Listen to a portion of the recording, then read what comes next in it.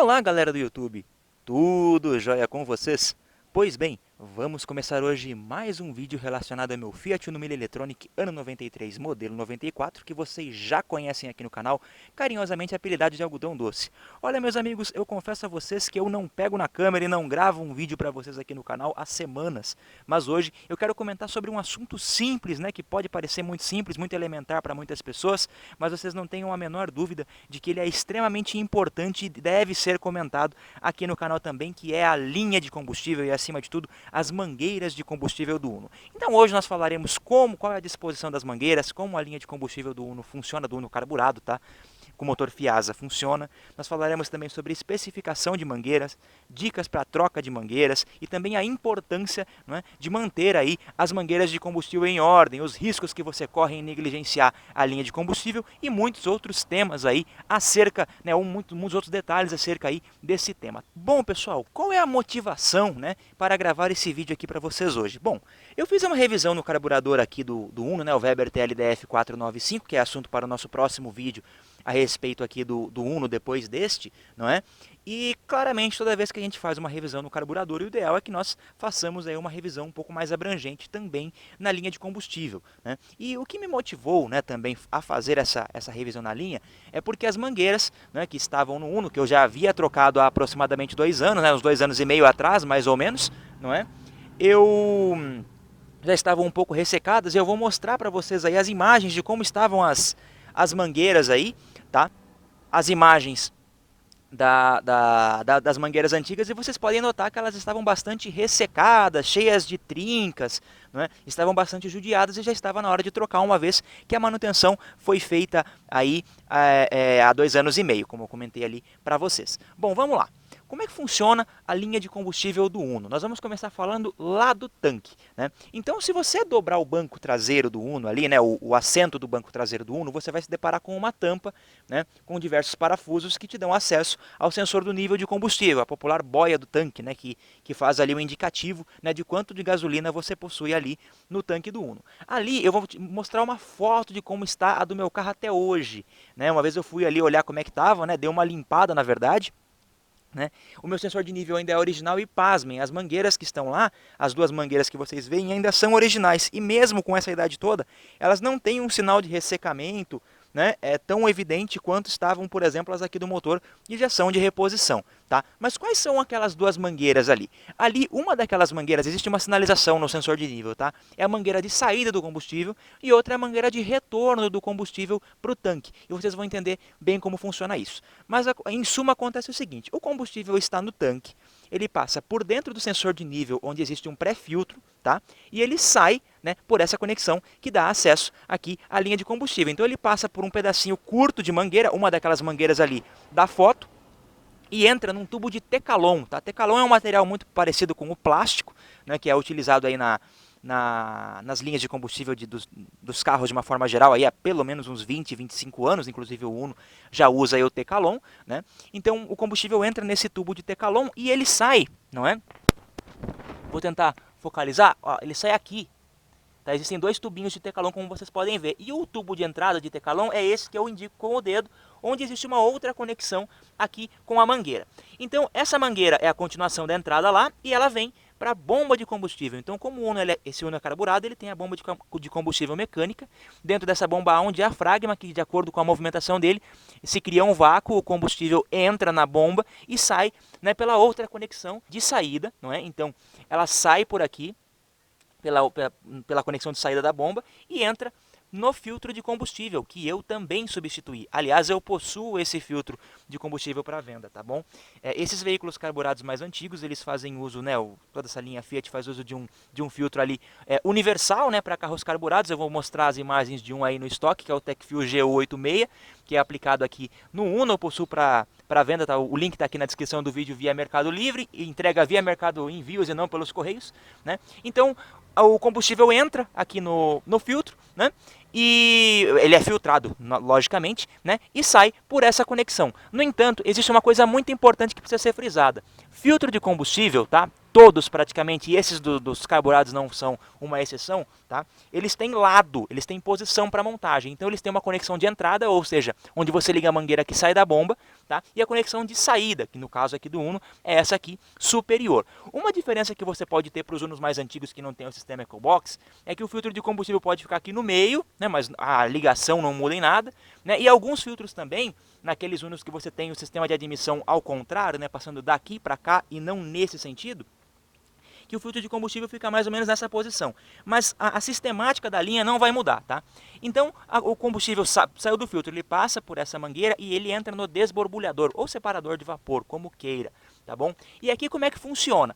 Ele vai entrar sempre por essa mangueira, por essa conexão do desborbulhador do meio. Por quê? O combustível ele entra aqui, desce por gravidade, tá bom? E quando houver excesso de combustível, né, a vazão da bomba for muito alta em relação ao que o carburador precisa, o combustível vai subir e retornar por aqui. Então ele vai passar por essa mangueirinha e vai entrar no outro tecalon. E esse outro tecalon, que é esse tubinho aqui, ele vai sair aonde? Ele vai sair lá na outra conexão da boia, do sensor de nível ali de combustível, tá bom? Mas bem, o combustível necessário ali para o funcionamento do motor, ele vai entrar por aqui, vai descer naturalmente por gravidade, né? E também pela ação da bomba lá embaixo, e vai passar por essa mangueira. Aqui, originalmente, existe um suporte, né, para essa mangueira. O meu Uno não tem, eu tenho procurado esse suporte para colocar no Uno, mas eu não tenho encontrado.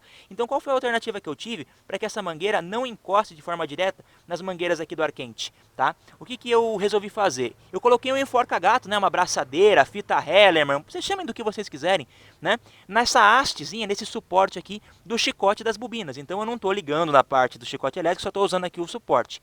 É importante que quando você colocar essa abraçadeira aqui, né, você não aperte muito, só coloque de modo que ela fique nesta posição aqui, tá bom? E aí você segue a mangueira e vem aqui no bocal de entrada do carburador. Aqui, né, vai acontecer toda a magia da mistura de ar combustível para que o motor funcione da melhor forma aí possível, tá bom? Outras coisas que a gente tem que levar em consideração, né? Aqui existe também uma presilha, né, que separa aqui as mangueiras tanto de entrada do desborbulhador como a de retorno, tá bom? E em suma, a linha de combustível do Uno funciona desta forma aqui, tá? Mas aí nós temos algumas outras coisas importantes que precisam ser levadas em consideração. Vamos lá. Primeira coisa, quais são os cuidados que a gente precisa ter para uma troca de mangueiras, tá? Lá atrás, né, se você for fazer a troca, eu pretendo fazer um serviço no sensor de nível, é por isso que eu não mexi lá atrás, tá? Antes que alguém eventualmente pergunte, né? Você precisa... Quais são os cuidados que você tem que tomar? Quando você for fazer a ligação, né, a conexão de uma mangueira com os tubos ali de tecalon, você precisa verificar se as extremidades do tecalon não tem trincas, se elas não estão amassadas, né? Ele tem essa espécie de calombinho aqui, acho que não dá para vocês enxergarem, que é normal para a conexão da mangueira.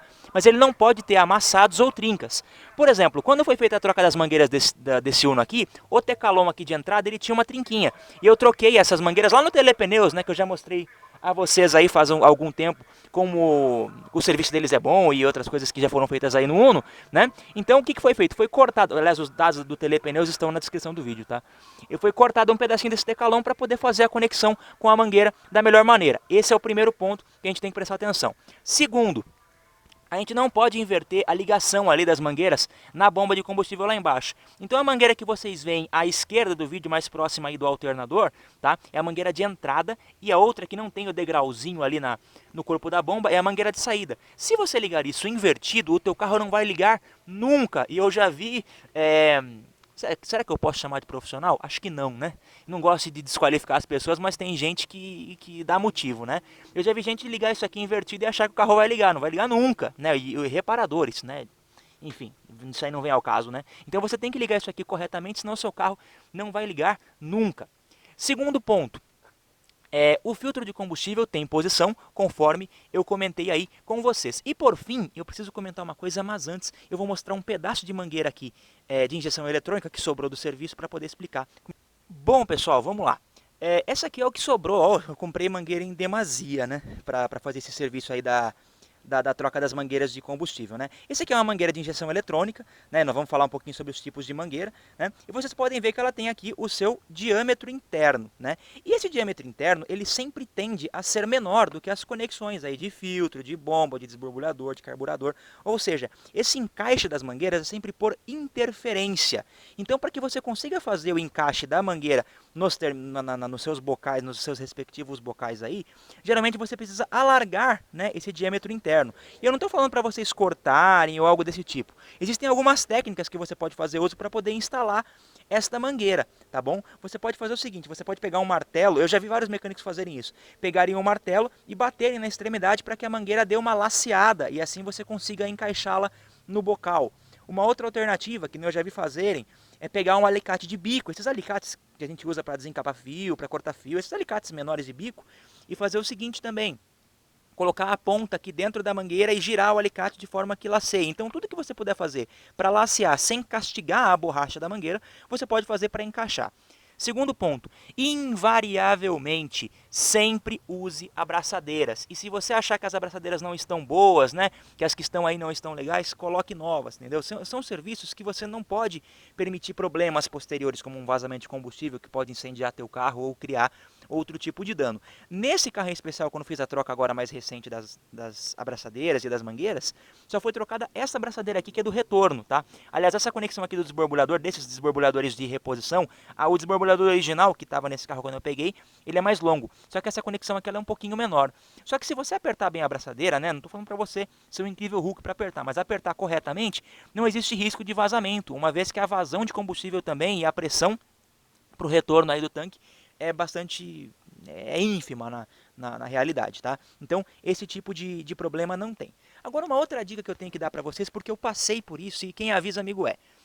Bom, sob o ângulo que eu estou mostrando para vocês, esta borracha que eu passo a mão aqui, ó, essa borracha da carroceria do carro, tá? Ela faz a vedação do capô, ou seja, dessa travessa aqui do capô, né, com a parede corta-fogo aqui do Uno. Tá? Quando você montar as mangueiras, esta mangueira que sai do filtro, ela nunca pode ultrapassar o perímetro dessa borracha. E por quê? Porque senão, quando você fechar o capô, essa travessa aqui, ó, ela vai bater na mangueira, vai esmagar a mangueira, vai diminuir a seção interna, ou seja, o diâmetro interno ali, a área interna da mangueira, e o combustível não vai chegar. Então eu cheguei a ficar com esse carro na rua, guinchei esse carro, porque eu não achava o problema, e era a mangueira passando por cima da borracha, dando falta de combustível. A cuba do carburador secava, o carro não ligava, claro, por mais que a bomba trabalhasse, trabalhava de forma, né, maluca e o carro não funcionava, exatamente por causa disso. Então, quando você for montar a mangueira, é por isso, inclusive, que há esse suportinho aqui. Muitos Unos, infelizmente, não tem mais. Mas há esse suportinho exatamente para isso, para que você passe a mangueira por aqui, né, e não fique contornando-a, né, aqui perto da borracha. Tanto que ele tem até um ângulo, né? Vocês podem ver que isso aqui não está aqui de enfeite. Um detalhe ainda sobre o desborbulhador que é muito importante é em relação à mangueira de retorno, tá? Existem algumas outras montadoras, né, que também fazem uso desse tipo de desborbulhador, eles têm a saída para este lado, para o lado direito, né, seja em relação ao step. Esse desborbulhador você não consegue usar com tranquilidade no Uno pelos mesmos motivos desta mangueira, porque se você colocar a conexão para cá, você tem que dobrar a mangueira para fazer isso e você corre o risco de também ter problemas com o retorno por causa aqui da borracha e da altura do capô. É uma coisa muito importante que deve ser frisada aí fortemente. Ainda sobre o desborbulhador, né, eu sei que vocês não conseguem enxergar isso aí no vídeo, tá? Mas existe sempre combustível dentro dele, sempre tem gasolina aqui dentro, tá? E por quê? Porque geralmente a gasolina, quando você desliga o carro, ela fica parada aqui e isso vai facilitar a pré-injeção quando você girar o motor para que o carro funcione, tenha uma partida mais rápida. É normal que com o tempo, se esse carro ficar muito tempo parado, né, que a gasolina não fique mais aqui e você, quando vai girar o motor, só vai funcionar quando a cuba do carburador encher e claramente o desborbulhador também, tá? Então não é um motivo para você se preocupar tanto. Agora, se ele começar a esvaziar com uma rapidez muito grande, é interessante que você procure vazamentos de combustível na linha. E por fim, né, o que mais que eu preciso comentar aqui com vocês, né? Quais são as especificações das mangueiras do Uno, tá? A mangueira de combustível do Uno é uma mangueira de 7 milímetros, tá? De diâmetro interno, né? Então, você pode comprar uma mangueira de 7 milímetros, usa-se aqui na parte do cofre do motor em torno entre 2 e 3 metros. Eu comprei 3 metros e sobrou, então talvez se você comprar 2 metros dê. Mas compra mais, tá? Não tem problema, acho melhor sobrar para você trocar um pedaço caso precise por algum motivo, né, do que faltar na hora do teu serviço aí, tá? Então usa-se uma mangueira de 7 milímetros, eu já vi colegas usando a mangueira de 5, que é um pouquinho menor, mais estreita, né? Ela também se aplica, mas a de 7 eu acredito que é até mais simples, porque você tem que lacear menos o diâmetro interno da mangueira para poder fazer aí a instalação, né? Então eu acredito que é uma boa alternativa aí que a gente tem, né, a mangueira de 7 milímetros. Só que existem 3 tipos de mangueira de combustível, assim, as mais comuns, né, que são vendidas nas autopeças, né? Então eu queria comentar com vocês aqui os melhores pontos, né, as qualidades, né, de diversas aí delas, né? Nós temos a mangueira cristal, que é aquela mangueirinha que a gente via muito em Fusquinha antigamente, né, que era aquela mangueira transparente, ela funciona, tá? Você pode usar a mangueira cristal sem problema nenhum, né? Com o tempo ela vai ficando com uma aparência meio estranha, né? Mas ela funciona e é bastante durável, né? Só que você precisa tomar cuidado com a seguinte situação: a mangueira cristal ela costuma encolher com o tempo. Então, se você fizer uma ligação aqui, umas conexões muito justas, com o tempo ela tende a encolher e você pode criar um vazamento de combustível. Então, essa é a vantagem, a desvantagem, na verdade, da mangueira cristal. Outro tipo de mangueira, eu tenho um pedaço aqui para mostrar para vocês.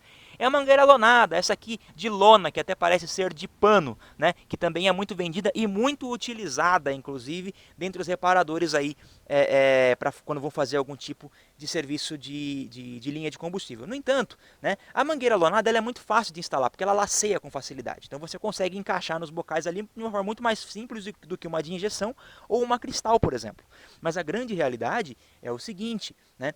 Como ela é toda trançada, né, com essa lona, né, com o tempo e com o contato ali com o combustível, com todas as substâncias ali um pouco mais agressivas aí da gasolina, com o etanol também misturado com a gasolina, aquela coisa toda, ela vai soltando pedaços, né? E conforme ela vai soltando pedaços, esses pedaços vão parar no seu carburador.